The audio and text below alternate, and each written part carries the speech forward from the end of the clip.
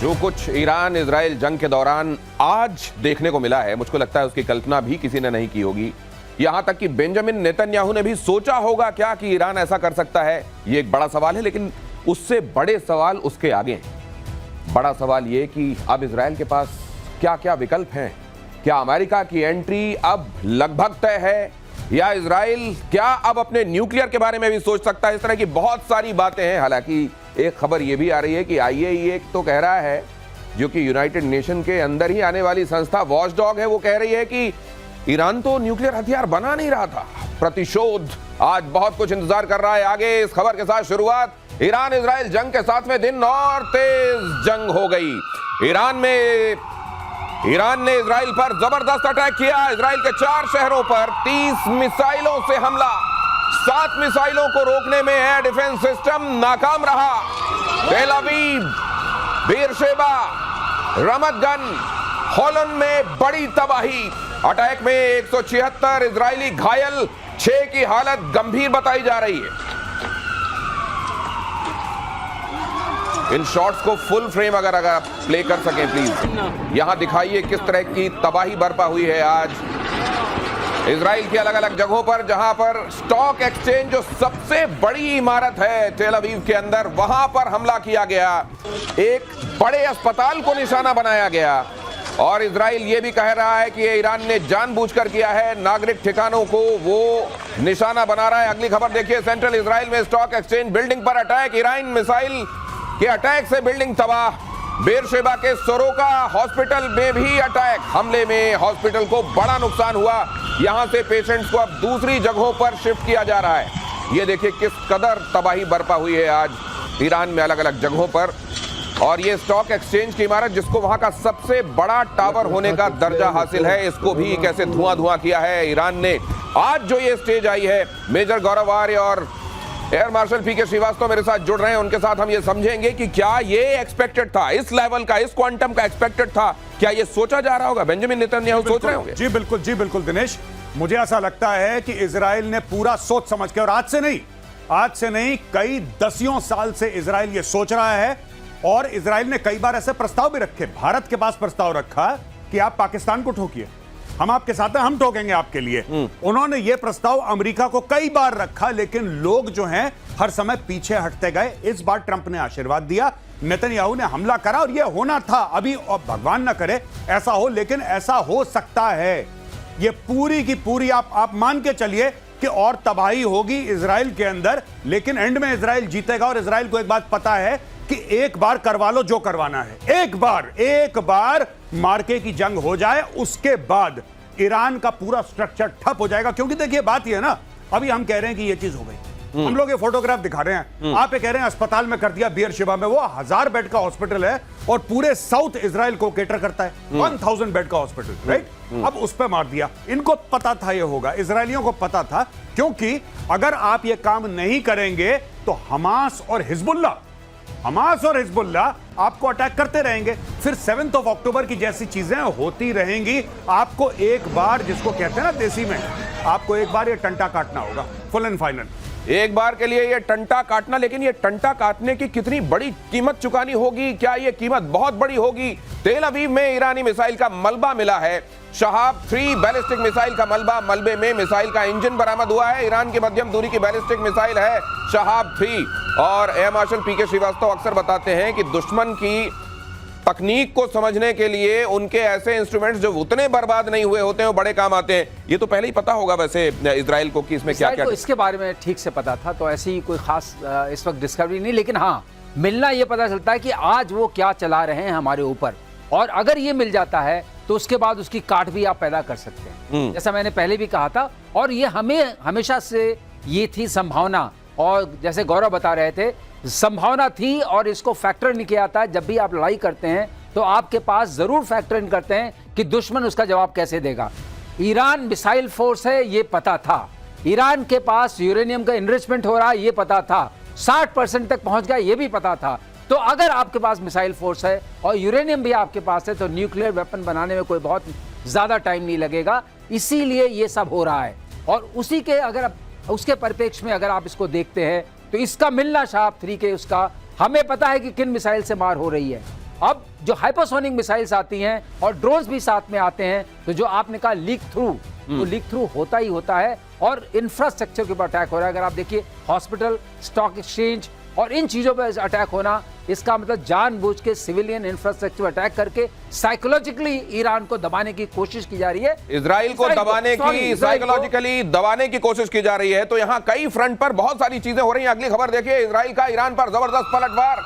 Iran में अराक heavy water reactor पर, हालांकि ये पहले हो गया था, ये रात के वक्त ये हमला हो गया था, अराक हैवी वाटर रिएक्टर पर हमला हुआ और उसके बाद ईरान की तरफ से 35 के आसपास मिसाइलें एक साथ छोड़ी गई इजराइल पर। ईरान के न्यूक्लियर प्रोग्राम का अराक अहम हिस्सा। अराक में बड़े पैमाने पर हथियारों का प्रोडक्शन होने की खबरें थीं। हमले से पहले इजराइल ने दी थी चेतावनी, शहर के लोगों से इलाका खाली करने के लिए कहा था। मेजर गौरव आर्य, इस जगह को क्यों चुना गया? देखिए, बात यह है कि इजराइल सिर्फ वही चीज चाहता है कि किसी तरीके से ईरान को डिनाई करा जाए कि उसके पास न्यूक्लियर वेपन्स हो, और वो न्यूक्लियर वेपन्स को कैरी करने का, यानी कि जो बैलिस्टिक मिसाइल होती हैं, लॉन्ग रेंज, इंटरकॉन्टिनेंटल, राइट, और इंटरमीडिएट रेंज, वो बैलिस्टिक मिसाइल्स की जो सलाहियत है, जो कैपेबिलिटी है, उससे ईरान को डिनाई करा जाए। तो हेवी वाटर इज यूज्ड। अब ये वहां पे रिफाइन करेंगे, सेंट्रीफ्यूज होंगे, तो आपके पूरे मामले में आपका इसका इस्तेमाल होता है। इस साइट को मारा गया और इस साइट को मार के तिल मिला के फिर ईरान ने वो मिसाइलें फायर करी, जो कभी अस्पताल गई, कहीं गई, उसके रिएक्शन में। यही तो आप कहना चाह रहे हैं? बिल्कुल साहब, इसके रिएक्शन में ये हुआ। तो आप ये देख लीजिए सब लोग यहाँ पे कि इजराइल किस चीज को टारगेट कर रहा है। इजराइल टारगेट कर रहा है जहां पे हथियार बनते हैं, और ईरान किसको टारगेट कर रहा है? ईरान वहां टारगेट कर रहा है जहां पे पेशेंट हैं, अस्पताल है। तो ईरान और हमास में कोई ज्यादा फर्क नहीं है दोस्तों। They have the same mindset. दिमाग, जहनियत दोनों की एक ही जैसी है कि जहां पे मासूम हो, सबसे पहले उनके मिसाइल मारो। मासूमों पर मिसाइल मार रहा है क्या ईरान? और तेहरान में रक्षा मंत्रालय के हेडक्वार्टर पर अटैक, कुद्स फोर्स के 10 कमांड सेंटर पर भी हमला, शाहरान तेल डिपो पर भी इजराइल का अटैक, मेहराबाद एयरपोर्ट पर 2 मिसाइलें गिरी। अब यहां से रिबाउंड क्या देख रहे हैं आप ईरान की तरफ आता हुआ आगे? देखिए, मैं आपको एक बात बता दूं, ये जो ईरान को फायर करना था हाइपरसोनिक, ईरान के पास इससे ज्यादा बड़ी चीजें नहीं है। मतलब ये मैक्सिमम है जो वो कर सकता है। और ईरान क्या करेगा? एटम बम तो मारेगा नहीं वहां, वो तो है नहीं उसके पास। तो ईरान क्या कर लेगा? थोड़ी सी और बैलिस्टिक मिसाइल मार लेगा, कुछ और मार लेगा। लेकिन कहने की बात यह है कि जिस तरीके से उनकी कैपेबिलिटीज को डिन्यूड और डिग्रेड करा है इजराइल ने, जिस तरीके से जहां पे मैन्युफैक्चरिंग होती है, सोर्स में जाके मारा है, तो मुझे नहीं लगता कि कुछ दिनों के बाद ईरान के पास ऐसा कुछ होगा असला इस्तेमाल करने का कि जिससे इजराइल को, माफ कीजिएगा, कोई मेजर डैमेज हो पाए। और एक और बात, अगर मेजर डैमेज होता है तो वहां पे खड़ा है अमेरिका। अमेरिका के सारे एसेट्स जो हैं दोस्तों, लॉक्ड एंड कॉक। दिनेश, कल ही आप बता रहे थे डिएगो गार्सिया के बारे में, आप बता रहे थे, आपने पूरा बताया कि कहां पे कौन से अमेरिकन एसेट्स हैं, कहां पे F-16 है, कहां पे F-22 है, कहां पे F-35 है। पूरा का पूरा जो है मामला अमेरिका का रेडी है। जब पता लगेगा कि अब पानी नाक से ऊपर चला गया है, America will enter the war. और अगर ऐसा होता है तो फिर क्या होगा? इधर सोरोका अस्पताल पर मिसाइल हमले पर इजरायली पीएम नेतन्याहू ने कड़ी प्रतिक्रिया दी है। खामेनेई वॉर क्राइम के लिए जिम्मेदार हैं, इजराइल ने कहा। ईरान जानबूझकर अस्पतालों को निशाना बना रहा है, नेतन्याहू ने कहा। इजराइल अपने नागरिकों पर हमले का बदला लेगा। खामेनेई को लेकर सभी विकल्प खुले हुए हैं। नेतन्याहू ने यह भी कहा, खामेनेई की हत्या की बात मीडिया में करना ठीक नहीं। ये तो बहुत गंभीर बात कह दी उन्होंने। बहुत बड़ी बात है। हत्या की बात मीडिया में करना ठीक नहीं, हत्या करना ठीक है नहीं, इसकी बात नहीं हुई। ये बात ध्यान रखिएगा। और जहां तक आप बता रहे थे, उसी कार्यक्रम में आपको एक चीज बताते हैं, हैवी वाटर की जरूरत पड़ती है अगर आपको न्यूक्लियर वेपन बनाना है जी। साइलोज में भी मारेंगे मिसाइल। देखिए, लॉन्चर ठिकाने जहां से लॉन्च कर सकते हैं और जहां से आप न्यूक्लियर वेपन बना सकते हैं, ठीक है। ये जितने भी इंफ्रास्ट्रक्चर हैं। और जब कत्स की आपने बात की, कत्स ये बहुत जबरदस्त फोर्स इनकी है जो खामनाई के डायरेक्टली अंडर काम करती है। अच्छा, अगर उसके ठिकानों को बताए, इसका मतलब जब राजा को मारने से पहले आसपास की फौजों को आप गिरा देते हैं ना, तो तहस नहस कर देते हैं। ये सब वो सारे प्यादे वजीर हैं जो गिराए जा रहे हैं। तो इसमें आपका हंच क्या कहता है? चेकमेट वाली सिचुएशन जैसा हमने देखा था सद्दाम हुसैन के साथ, वैसी कोई सिचुएशन देख रहे हैं या उससे ज्यादा ग्रेव खामेनेई के लिए? खामेनेई की सिचुएशन लगभग, अब बताइए, उनकी सिचुएशन बहुत ही ग्रेव थी। उससे ज्यादा ग्रेव क्या होगी? अगर वो हो गई तो बहुत हो जाएगा। खामनाई उससे पहले ही चल पड़ेंगे। ये अगली खबर देखिए, इजराइल के ऑपरेशन राइजिंग लायन का वीडियो वायरल। बीच हवा में इजराइल के फाइटर की रिफ्यूलिंग ऑपरेशन के दौरान अब तक 600 फाइटर्स की मिड एयर रिफ्यूलिंग हुई है। यही आप कह रहे थे कि ये आकाश में नियंत्रण किसको कहते हैं? ये उसका परिचायक है। ये अब आकाश में अगर रिफ्यूलिंग कर रहे हैं आप, तो इसका मतलब पूरा वर्चस्व है। उसका फायदा क्या होगा? उसका फायदा ये होगा कि हम चुन चुन के मिसाइल के ठिकानों को मारेंगे, चुन चुन के जहां पर बन सकता है। लेकिन बड़ा इंटरेस्टिंग होता है श्रीवास्तव सर, ये देखना मिड एयर रिफ्यूलिंग देखना, ये बड़ा इंटरेस्टिंग होता है। कैसे वो तेल से भरा हुआ टैंकर उड़ता हुआ एक तरीके से जाता है, उसकी नोजल जाती है और नोजल जाकर के उसमें एयरक्राफ्ट में, यहाँ तो उतना साफ विजुअल, ये थोड़ा डिस्टॉर्ट हो रहा है इसमें डालने में, लेकिन इतना समझ में आ रहा है कि इस जगह से ये है वो जगह जहां से उसका निकला रहता है। उसमें ऐसे पकड़ने के लिए एक जाले टाइप का बना होता है। जैसे आपकी नोजल आई, वो जाले में लगी और उसको जाले ने पकड़ लिया। अच्छा, अब दोनों जहाज लगभग एक उससे रफ्तार से चल रहे हैं। वो मेंटेन रहता है, थोड़ी फ्लेक्सिबिलिटी स्पीड की जो वेरिएशन की होती है। और जहाज तेल वाहक जहाज से फाइटर में तेल चला जाता है। तो ईरान के आसमान में कई बार ये रिफ्यूलिंग हो रही है। मैंने ही कहा, अगर ये मैं कर पा रहा हूं, इसका मतलब मुझे कोई खतरा नहीं है कि कोई मिसाइल मेरे ऊपर आ सकती है। और ये वर्चस्व है, तो आप चुन चुन के सारे लॉन्चर्स को, सारे ठिकानों को खत्म कर सकते हैं। ईरान का सरकारी टीवी चैनल हैक, देर रात इजरायली हैकर्स ने किया इसको हैक। IRIB टीवी समेत कई न्यूज चैनल हैक किए गए। टीवी पर लोगों से विद्रोह की अपील की गई। महसा अमीनी आंदोलन से जुड़े वीडियो प्रसारित किए गए ताकि वहां के लोगों को ये कहा जा सके कि यही समय है, सही समय है। क्या समझ में आ रहा है वहां के लोगों को? देखिए दिनेश जी, मैं आपको एक बात बताता हूं, बहुत सिंपल सी बात है। ये जो राइजिंग लायन है, ये क्या है rising lion? Rising lion actually जब 1979 पे खमेनी के पहले खुमैनी था, उसने 1979 में विद्रोह करा था, रेवोल्यूशन करी थी। उसके पहले जो शाह मोहम्मद रजा पहलवी जो वहां का राजा था, ये उसका झंडा था और उसके झंडे में एक शेर दिखाया गया था। शेर के हाथ में तलवार थी और पीछे शेर के एक सूरज उग रहा था, उसको कहते थे राइजिंग लायन। तो जब इजराइल ने इस पूरे ऑपरेशन का नाम राइजिंग लायन दिया, उसी दिन इजराइल को क्लियर था कि boss, what we are aiming for is regime change. ये खमेनी को निपटाना है, इस रजीम को हटाना है, इसलिए उसका नाम राइजिंग लायन रखा गया। और नाम राइजिंग लायन रखने के बाद that is why they decided कि अब ये जो आ रहा है टेलीविजन पे हैक करके, ये जो अमीनी है, वो लड़की जिसको मार दिया, इसके लिए आ रहा है। फिर सडनली आप देख रहे हैं कि विदेश में जो उनका क्राउन प्रिंस है, उनका बेटा रजा पहलवी का, वो आ रहा है और उसने कल परसों वीडियो रिलीज करा है फारसी में अपने लोगों को बोलते हुए कि इस इस्लामिस्ट रजीम को निकाल के फेंक दो, ये किसी काम की नहीं है, उठो। तो अब वहां पे विद्रोह के लिए बोला जा रहा है कि सड़क पे आ जाओ। बिल्कुल सही। लेकिन ये इसका असर क्या देख रहे हैं आप? हालांकि वहां इंटरनेट बंद हो गया, बाकी सब चीजें। और एक चीज और मैं कहना चाहता हूं, वहां की जो टीवी न्यूज एंकर हैं, वो तो शुक्र कर रही होंगी कि नहीं हैक कर लो, यहां तक ठीक है, वो मत करना जो बीते दिनों किया था। लेकिन वहां की जनता पर इस सब का असर कितना हो रहा है? देखिए, जनता वहां की जनता बिल्कुल भी खमेनी और उसके जो लोग हैं उनको पसंद नहीं करती, क्योंकि इनके ऊपर बहुत, जिसको कहते हैं कि तशद्दुद, बड़ा टॉर्चर किया गया। लेकिन कहीं ना कहीं वहां पे मैं आर्टिकल्स पढ़ रहा था, वो ये बोल रहे हैं कि साहब, रेजिम चेंज तो हम भी चाहते हैं, लेकिन हम ये नहीं चाहते कि कोई बाहर से आके बमबारी करे जिसमें आम लोग मारे जाएं और उस बमबारी के तहत फिर वो रेजिम चेंज हो। हम चाहते हैं कि अंदर से हो। और इस बीच पाकिस्तान ने ईरान को बड़ा धोखा दिया। अमेरिका के लिए जासूसी करता पकड़ा गया पाकिस्तान। अमेरिका का जासूसी सिस्टम BACN, जिस विमान में BACN लगा था, वो पाकिस्तान के एयर स्पेस में दिखा। ईरान की तरफ जाता हुआ दिखाई दिया ये जासूसी विमान, और इसके बाद इजराइल ने ईरान के सरकारी टीवी चैनल पर अटैक कर दिया। ये हुआ था भाई साहब, और आपने ये कहा था, मैंने बोला था और कई बार बोला था और प्रतिशोध पे बोला था कि पाकिस्तान का बहुत अहम रोल है। ये जो इसको खाना खिला रहा है ना वहां पे बुला के व्हाइट हाउस में, जो इनकी तारीफें कर रहा है कि देखो पाकिस्तान कितना अजीम मुल्क है, कोई अजीम मुल्क नहीं है। बेसिकली मीर जाफर को पैसे पहुंच गए। जो पाकिस्तान ने करा है, ईरान की पीठ पे खंजर उतारा है। पाकिस्तान इज अ बैकस्टैबर नेशन, ये धोखेबाज मुल्क है और इन्होंने इस्लामी बिरादरी मुल्क होने का ढोंग रचा और ढोंग रचने के बाद इन्होंने गद्दारी करी है। नहीं तो ये क्या, ये ईरान में जो लोग रह रहे हैं, ये तो कलमा पढ़ते होंगे जी, तो यहाँ पर भेजते हैं वो कि जाओ पूछो कि अगर कलमा नहीं पढ़ पाते हैं गोली मार दो, और वहां पे उनके साथ गद्दारी कर रहे हैं जो कलमा पढ़ने वाले उधर बैठे हुए हैं। वो कह रहे हैं उनको भी गोली मार दो, उनको भी गोली मार दो। देखिए, जहां से पैसे मिलते हैं पाकिस्तानी स्टेट का, मैं पाकिस्तानी आवाम की नहीं बात कर रहा, पाकिस्तानी स्टेट है, पाकिस्तानी फौज है, इसका कोई दीन ईमान नहीं है। जब मैं कह रहा था तो मुझे पाकिस्तानी मैसेज कर, मेजर साहब ये आप कैसे कह सकते हैं, ये तो बहुत गलत बात है, हम आपसे डिसएग्री करते हैं। मीडिया में आ गया है तुम्हारी फौज ने गद्दारी करी है पाकिस्तानियों, तुम्हारी फौज एक गद्दार फौज है और ये इस्लाम को एक एटीएम मशीन की तरह इस्तेमाल करती है।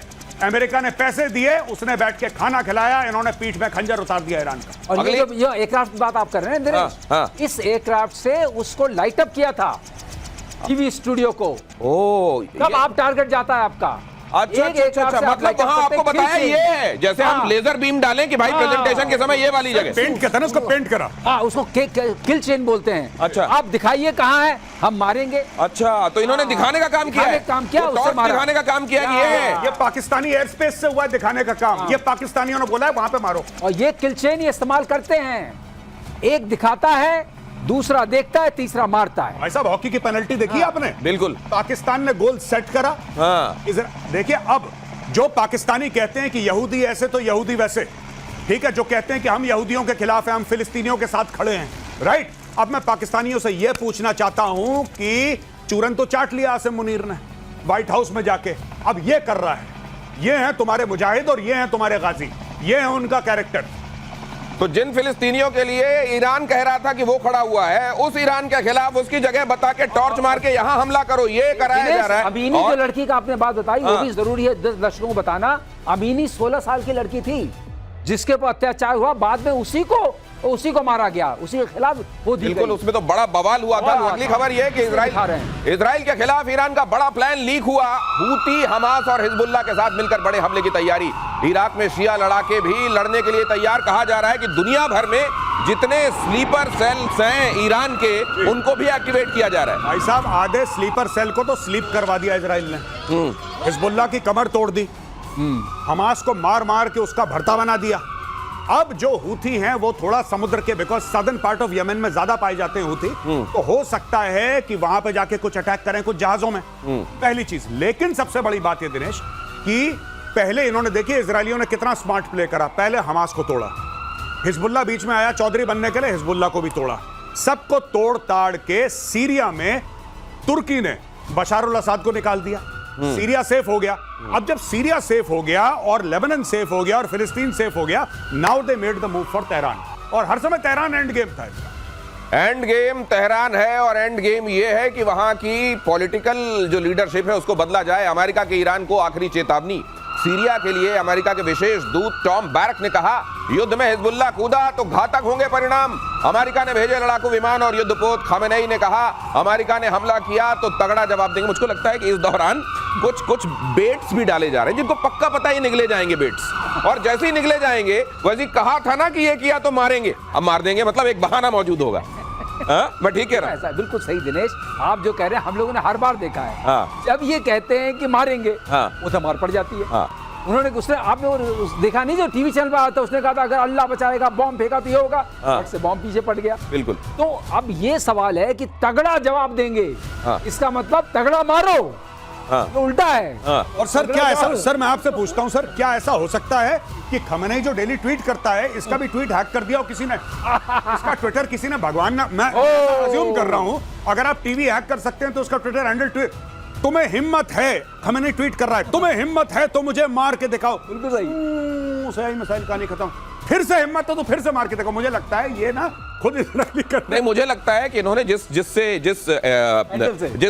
जिस फोन से ये ट्वीट हो रहे हैं उस या कंप्यूटर से उस जगह को रखा हुआ है इन्होंने ईरान में किसी जगह, और ये मॉस्को में बैठ के बता रहे हैं कि भाई साहब इसमें इस बार ये करके लिख दो, और लोगों को ये लगना चाहिए कि उस बंकर से आ रहा है ये मुझे लगता है कि ये भी हो सकता है खुद को बचाने के लिए।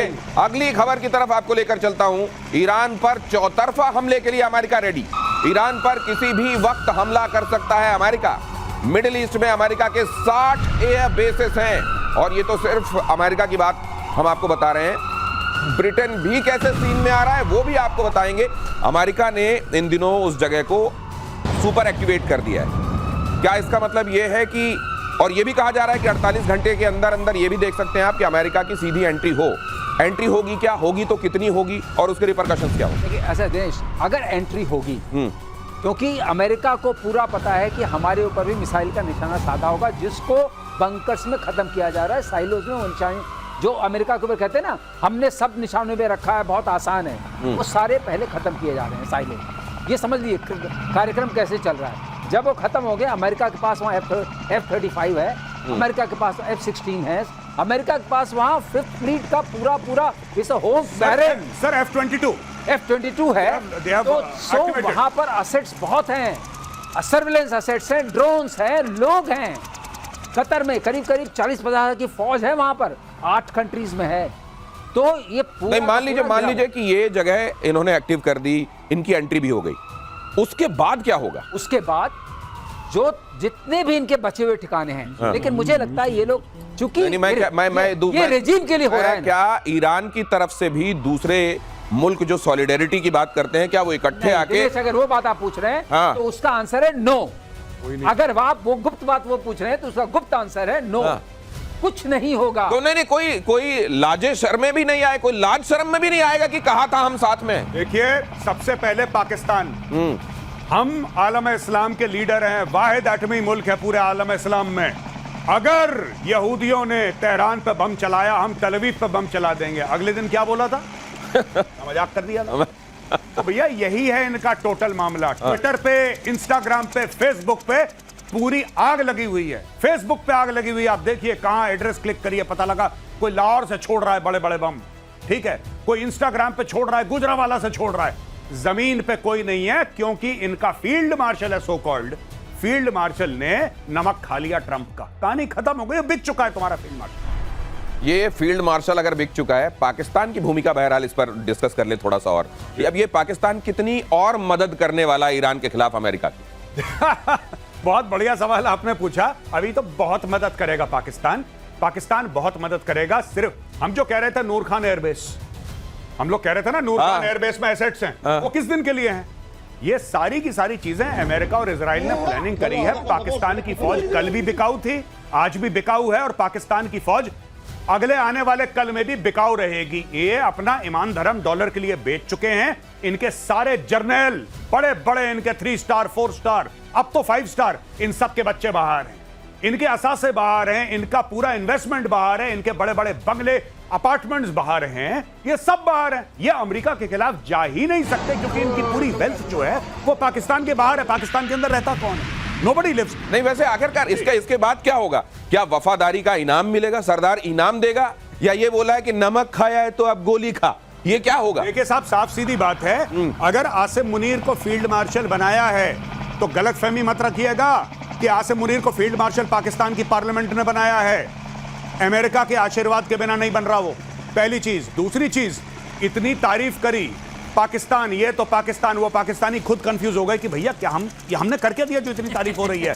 Pakistan makes great products, Trump कह रहा है, पाकिस्तानी फिर कंफ्यूज हो गए, ऐसा हमने क्या बना दिया आतंकवादियों के अलावा जो ट्रंप भाई इतनी तारीफ कर रहे हैं, फिर उसको बैठ के खाना प्रोडक्ट है। ये सारी की सारी जो चीजें हैं भाई, सारी की सारी चीजें यही हैं कि पाकिस्तान ईरान की पीठ में खंजर उतारेगा। ये लाहौरी खून है, इसने यही करा है, यही करता चला आया है, यही इनकी चीजें हैं। बस इनको यही, इससे पैसा लिया उसको धोखा दिया, उससे पैसा लिया इसको धोखा दिया। दिनेश, कुछ फौजें भी चाहिए लाइन के ऊपर ना, बॉर्डर के ऊपर। हाँ, सही बात। यहीं से जाएंगी। नमक खाया है सरदार का, तो सरदार का लिए गोली खाना पड़ेगा। गोली खा। तो सर, ये एक बार उन्होंने पहले कहा था कि मैंने ये कहा था कि जब भी उधर से कोई गोरा मेहरबान होता है, पाकिस्तान में लाशें गिरनी शुरू होती हैं। नहीं, ये बात मेरे को बहुत कैटेगोरिकली याद है। अगली खबर बता रहा हूं मैं आपको, ईरान इजराइल वॉर के बीच ब्रिटेन से बड़ी खबर। ब्रिटेन ने कैबिनेट को अलर्ट पर रखा, एयरक्राफ्ट कैरियर को मिडिल ईस्ट भेजा। क्वीन एलिजाबेथ स्वेज नहर को पार कर चुका है, ये भी मिडिल ईस्ट पहुंच रहा है जी। मतलब ये भी शाना बशाना खड़ा होने वाला है क्या ईरान के खिलाफ? बिल्कुल साहब, बिल्कुल। और जब अमेरिकन फोर्सेस जाती हैं तो यूके की फोर्सेस और कनेडियन फोर्सेस साथ साथ चलती हैं।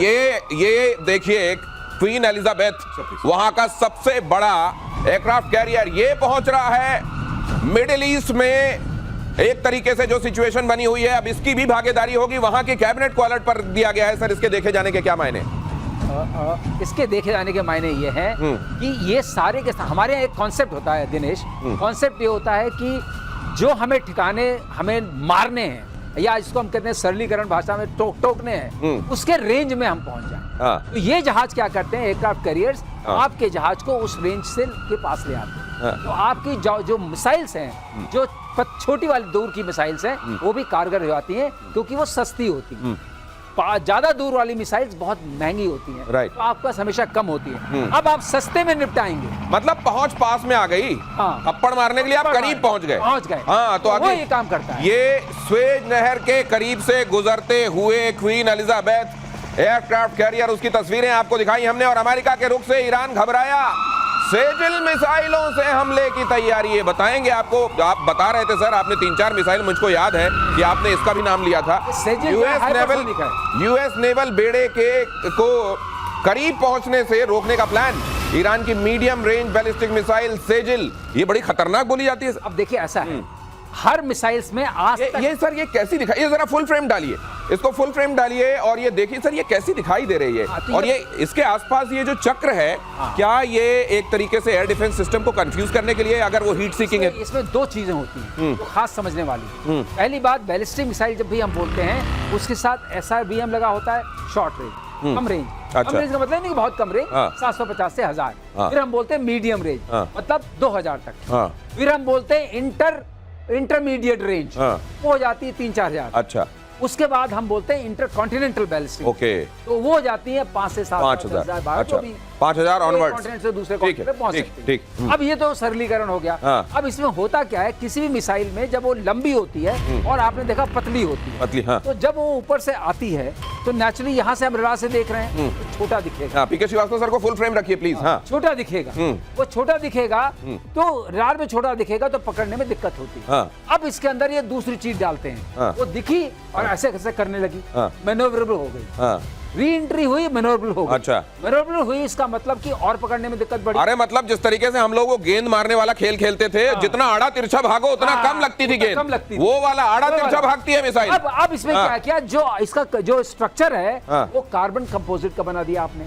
अगर आपने कार्बन कंपोजिट का बनाया तो रडार को और कम मिला। फिर आपने उसमें EW रेजिस्टेंट बना दिया। और ये सर 16 मैक है कहते हैं, ये 16 मैक तक जाती है। ये वायुमंडल के अंदर 8 मैक है और वायुमंडल से बाहर 16 मैक है स्पीड। क्योंकि ग्रेविटेशनल पुल भी मिल जाता है, आवाज की रफ्तार से 16 गुना ज्यादा, 16 गुना ज्यादा। और उसके अंदर ये क्षमता, इसलिए जो हमारे सिस्टम्स हैं लेकिन इनके सिस्टम सक्षम है, वो पकड़ने में दिक्कत होती है। इसलिए अब क्या हो रहा है, तो चीजों का इस्तेमाल होना शुरू हो रहा है। AI का, AI से क्या फायदा मिलता है, जैसे ही ब्लिप पहली वाली भी मिलती है वो उसको पकड़े रहता है और समझता रहता है। देखो AI ये समझ लीजिए क्या कह रहे हैं सर, ब्लिप मतलब जैसे ही रेडार में आपके वो टुक टुक टुक आना शुरू हुआ, पहला ब्लिप मिला। हाँ, अब उसके बाद AI ने उसको एनालाइज कर लिया, देख लिया, अब उसको फॉलो करना शुरू कर सकते हैं उसी स्पीड से। इसलिए वो टारगेट पर जो हमारा लगा रहता है निशाना, वो टूटता नहीं है। अब आप किसी भी सिस्टम से इंगेज करते, जिससे इंगेज करते हैं उसको इंटरसेप्टर मिसाइल बोलते हैं। अच्छा, इंटरसेप्टर मिसाइल। ओके, तो अब जो बात उठ रही है कि इतनी इंटरसेप्टर्स मिसाइल्स हैं कि नहीं, वो ज्यादा होनी चाहिए जितने की वो छोड़ सकते हैं। तो इत्तेफाक से ये वॉर की कॉस्ट इफेक्टिविटी जो आप बताते हैं, उस मामले में क्या इस समय इजराइल ज्यादा खर्च कर रहा है? इजराइल अभी नहीं, वो भी बहुत ज्यादा खर्च कर रहे हैं, क्योंकि जो मिसाइल दोनों तरफ से तो 10-10 मिलियन की है। अगली खबर बता दूं सर, टाइम एकदम खत्म हो रहा है, लेकिन उससे पहले कई खबरें बता दूं आपको। ईरान के न्यूक्लियर टेस्ट पर IAEA का बड़ा बयान। IAEA के चीफ राफेल मारियानो ग्रोसी ने कहा, ईरान में परमाणु परीक्षण के प्रमाण नहीं। IAEA ने कहा, ये IAEA अलग तरह की शहनाई, उधर तुलसी गबार्ड एक अलग तरीके की म्यूजिक बजा रही है, ये क्या हो रहा है? नहीं, इन्होंने बोला है कि परीक्षण के प्रमाण नहीं मिले, परीक्षण तो तब होगा जब बन जाएगा। नहीं तो इस तरीके के माहौल में ये बेसुरा राग लेके ये आए क्यों? ये सारे गामा चल रहा है, एकदम जैज क्यों बजा रहे हैं आके वहां? देखिए, उसको भी कुछ बोलना है, क्योंकि जब न्यूक्लियर की बात हो रही है तो भाई उसको भी तो अपना टाइम चाहिए टेलीविजन पे, नहीं चाहिए? सर एक वो पूर्वांचल में एक कहावत होती है, हसुआ के ब्याह में खुरपी के गीत। ये IAEA वाला जो है, हसुआ के ब्याह में खुरपी के गीत लग रहा है मेरे को एकदम। इसको इस समय ये आके वहां प्रमाण, अरे दुनिया जानती है प्रमाण कर रहा है, अभी प्रमाण कर देगा किसी दिन, तो फिर क्या करोगे आप? प्रमाण मिल गए हैं तो उसका हम क्या करेंगे फिर? ये जो आप कल कह रहे थे कि निंदा, हाँ निंदा का भी एयर डिफेंस होता तो बना लो, तो ये अब उस दिन आके बता देंगे कि हाँ आज इन्होंने टेस्ट कर लिया, तो टेस्ट कर लिया तो उसका जो कागज है उसको रोल कर लेना पड़ेगा और रख लेना पड़ेगा। अगली खबर देखिए, ईरान इजराइल जंग के बीच साउथ कोरिया का बड़ा दावा। नॉर्थ कोरिया ने प्योंगयांग से 18 रॉकेट दागे, लीजिए उधर भी शुरू है। नॉर्थ कोरिया ने कम दूरी की बैलिस्टिक मिसाइलों से अटैक किया। साउथ कोरिया ने कहा ये भाई अलग कान के पास से निकाल दे रहा है, साए साए हैं। He's feeling left out. FOMO कहते हैं ना, हाँ। FOMO, fear of missing out। हाँ। कि भाई एक्शन रशिया यूक्रेन में हो रहा है, हाँ। यहाँ पे इजराइल और ईरान के बीच में हो रहा है, हाँ। तो मैं क्यों पीछे छूटूं? हाँ, मैं भी दाग देता हूँ। ये देखा है आपने वो वाली बहुत मिला था। अरे वो शादी वाला डांस जो होता है सर, तीन जो नाच रहे होते हैं उनको देख के जो नहीं नाचने वाला होता है वही सोचे यार कर लूं एक आध बार वीडियोग्राफी, मेरा भी दिखाई दे रहा है। ये वो वाला है मुझको लगता है। अगली खबर, पाकिस्तान एयरलाइंस खरीदना चाहती है पाकिस्तान सेना। लीजिए, पाकिस्तान एयरलाइंस को पाकिस्तान सेना खरीदना चाहती है। यही एक बच गया ये था। लीजिए, यही रह गया था, ये भी खरीद लो। पीआईए को खरीदने के लिए बोली लगाएगी, पीआईए को खरीदने के लिए बोली लगाएगी। और प्लीज इन्फॉर्म अल्लाह जिसको आप कहते हैं इनका इसका, हाँ, अब ये बिकेगी और सेना खरीद लेगी। और आप ये देखिए कि ये एक एयरलाइन है, एक इंटरनेशनल एयरलाइन है, जैसे भी हो एक इंटरनेशनल एयरलाइन है। इसकी यूएस यूके फ्लाइट जाती हैं, लंदन जाती हैं, हर जगह जाती हैं, दुबई फ्लाइट जाती हैं। और पाकिस्तानी सेना के पास इतना पैसा है कि एक फुल सर्विस इंटरनेशनल एयरलाइन खरीद सकती हैं और उसके लिए बोली लगा रही हैं। आप देखिएगा, और अगर मैदान में उतर गई तो खरीद भी लेंगे, तो बाकी लोग पीछे हट जाएंगे। तो मुझको लगता है अब ये ठप्पा लगना बाकी। वैसे तो हर चीज वहां मिलिट्री ओन करती है ना। जी बिल्कुल। तो अब ये दस्तावेज के साथ ओन करेगी, अब ये हमारी हुई। नहीं नहीं बिल्कुल, हाँ? और वो पहले से खड़खड़ाते हो, जैसे रनवे पे ये दौड़ते हैं, कहते हैं खड़खड़ खड़खड़ खड़खड़ होने लगता है। पुराने पिक्चरों में नहीं आता था, बंद करके वो कहते थे साइन करो साइन करो। हाँ। वो साइन करवा रहे नहीं, साइन के अलावा इनके जो मिलिट्री एयरक्राफ्ट उड़ रहे थे वो सिविलियन एयरक्राफ्ट की आड़ लेके उड़ रहे थे। अब अच्छा है, दोनों जगह पे इन्हीं का हक है तो दोनों साथ साथ उड़ा दिया करेंगे। भारत के समय जब ये हुआ था ऑपरेशन सिंदूर के दौरान यही किया था इन्होंने। बिल्कुल सही, बिल्कुल सही, बिल्कुल बिल्कुल, आप बिल्कुल ठीक बिल्कुल कर। सही। तो ये पाकिस्तान एयरलाइंस अब आखिरकार वहां की पाकिस्तान की मिलिट्री ओन करने वाली है। वैसे वहां के एयरपोर्ट्स का हाल वो भी हम आपको दिखा चुके हैं। कहा यह भी जा रहा है कि पानी रोकने से बड़ी समस्या हो गई उधर पाकिस्तान में, अब सचमुच वहां दिखाई देने लगा है। और अब तो यहां मॉनसून एक्टिव होगा और फिर एकदम से गेट खोले जाएंगे। जी बिल्कुल, मुझे लगता है कि अब गेट भी खोले जाएंगे। तो अभी जहाज खरीदा है, अब बेटा नाव भी खरीद लो, क्योंकि ये सारी चीजें काम में आने वाली है बहुत जल्दी। जब पानी ज्यादा हो जाएगा तो फिर खोल देंगे, क्योंकि तुम्हें पानी चाहिए। अच्छा, उधर ईरान वाला जो गेट है वो खोलेंगे कि नहीं ये लोग? ना ना, वो हैं? नहीं। क्यों? वो बेचारे उम्मा वाले लोग हैं, तो सब अपने ही मजहब के लोग हैं इनके। नहीं साहब, वो लंच हो गया। आसिम मुनीर पैसा पकड़ चुका है, कहानी खत्म हो गई है, डील हो गई है। वो खाना खा चुका है, नमक खा चुका है, वो नमक खा चुका है गब्बर का। अब वो कहीं नहीं जा रहा, वो नमक खा चुका है। और थोड़ा नमक मुझको लगता है लौटते में शहबाज शरीफ के लिए भी वो लेके आएंगे। आज के लिए इतना ही, प्रतिशोध में इतना ही, लेकिन आगे कुछ बहुत बड़ा और बहुत डेंजरस, क्योंकि आपके ट्रम्प के बयान भी यही दिखाई दे रहे हैं, जिस तरीके से वहां मूवमेंट हो रही है वो भी यही दिखा रहे हैं। क्या होता है अपडेटेड रखेंगे, जुड़े रहिएगा टाइम्स नाउ के साथ।